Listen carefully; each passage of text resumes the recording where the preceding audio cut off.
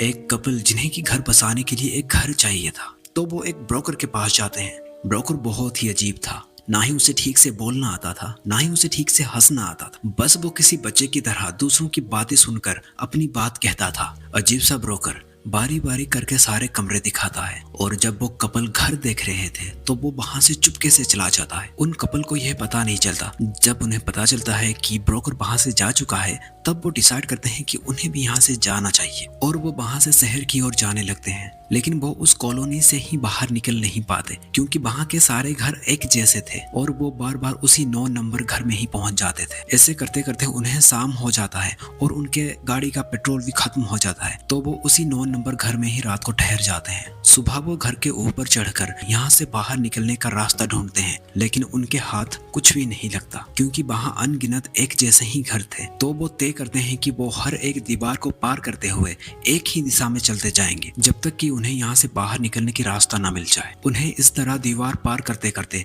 शाम हो जाता है, और आखिर में वो उसी 9 नंबर घर में ही पहुंच जाते हैं। यह देखकर वो लड़का उस घर को आग लगा देता है, इस उम्मीद में कि यह आग देखकर कोई उनके मदद के लिए आएगा, और वो दोनों सड़क के किनारे ही सो जाते हैं। जब वो सुबह उठकर देखते हैं तो वो घर पहले जैसा था अब भी वैसा ही था, और सड़क के किनारे एक पेटी में किसी ने एक बच्चे को रख कर चला गया था, लेकिन उन्हें बचाने के लिए कोई नहीं आया था। आखिर में वो हार मान जाते हैं और उसी 9 नंबर के घर में ही उस बच्चे को लेकर रह जाते हैं, और उन्हें उस घर में रहते हुए करीब 100 दिन पूरे होने ही वाले थे। लेकिन हैरानी की बात तो ये थी, वो जो बच्चा उन्हें सड़क के किनारे मिला था वो काफी जल्दी बड़ा हो रहा था, और वो बच्चा काफी अजीब था। वो उन कपल की ही बोली गई बातों को रिपीट करते रहता था, और सारा दिन टीवी में अजीब सा पिक्चर देखते रहता था। वो हर दिन तीनों मिलकर एक साथ ब्रेकफास्ट करते हैं, और सारा कचरा सड़क के किनारे रखते हैं, और उस इंसान का इंतजार करते हैं जो कि उन कचरों को ले जाता है। लेकिन आज तक उन्हें पता नहीं चला कि उन कचरों को लेके कौन जाता है और कौन उनके लिए खाना रख कर जाता है। दरअसल उनके लिए खाना और सारे जरूरत की चीजें कोई सड़क के किनारे ही रख कर चला जाता है, और सब कुछ यूज करने के बाद जब वो उस कचरे को वापस सड़क के किनारे रख देते हैं तो कोई उन्हें लेकर जाता है, और इसी तरह आज तक वो जीते आ रहे हैं। एक दिन लड़का अपनी आखिरी बीड़ी को फूंक कर वहां के ही घास में फेंक देता है,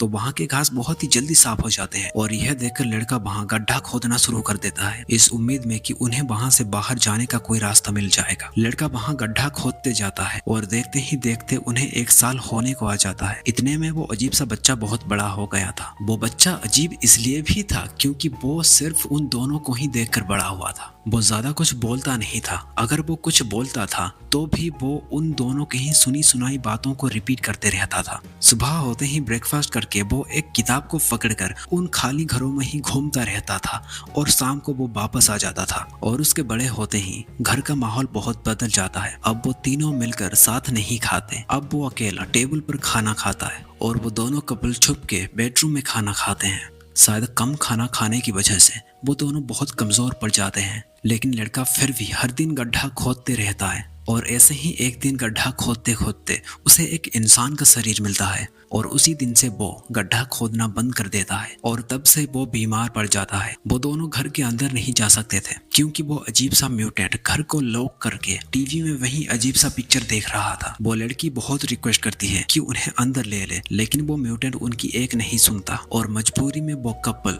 बिना खाए उस कार में ही सो जाते हैं, और ऐसे करके वो बीमार बॉयफ्रेंड अगले दिन तक ही जी पाता है। अगले दिन शाम को जब वो म्यूटेंट घर आता है तो वो मरे हुए इंसान के लिए एक कफन ले आता है। यह देखकर वो लड़की फूट फूट के रोती है और अफसोस करती है कि क्यों उन्होंने बचपन में ही उसे मार नहीं दिया। वो म्यूटेंट उस लाश को उसके ही गड्ढे में फेंक देता है। लड़की सारी रात रोते रोते सुबह होने का इंतजार करती है।